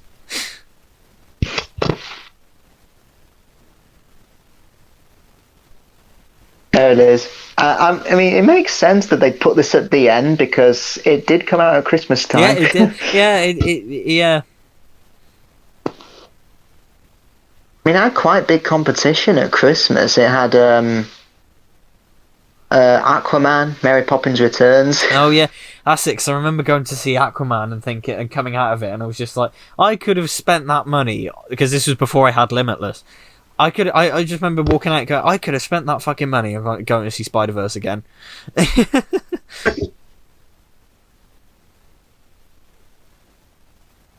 And all throughout this film, I was thinking, it's weird that they've not included Spider-Man 2099. And then what does the post-credit scene give us? Spider-Man 2099. Spider-Man 2099. Yeah. That's. I just remember thinking throughout the film, it's like, it's kind of odd that we haven't seen that in this, considering every they've referenced so many other versions. And finally, in the post-credit scene, we get it voiced by Oscar Isaac. It is, yeah.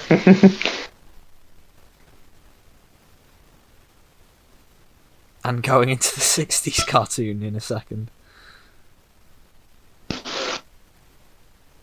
Well, funnily enough, this just before this film ends, it does remind me a bit of that animated series, Batman the Animated Series episode, where those kids discuss their interpretations and their favourite versions of Batman, and then especially the I love Batman, the flashy car, the tight rubber armor. I hear it can drive up walls. Yeah, sure, Joel. Yeah, whatever, Joel. And it's under a sign that says Shoemaker. Yeah. And that reference to the ever popular meme as well. Very good. But a perfect button to end on. So, that was the end of Into the Spider-Verse and the end of our Spider-Man series. Yep. How many films was that? 8? I mean, I know we're probably going to... Oh, yeah. 8, 9, I don't know. We're probably going to get people going, why didn't you do Venom? Yeah. But with the end of one series, there must come another. What are we doing next time? What is our next series? We are still sticking with Marvel, and we will be doing the Avengers quadrilogy, starting with Avengers Assemble. Yes, indeed. Or the Avengers in the US. Yeah, no, it's weird because I know that as the Avengers mostly, but it's just... We'll talk about that next time. So in the meantime, go subscribe to Isaac's channel. You can find all of our other Spider-Man commentaries, along with commentaries to a whole host of other films, on my channel. There's a playlist. Treat yourself, binge it, whatever. Exactly. So yeah, we will see you next time. Bye-bye.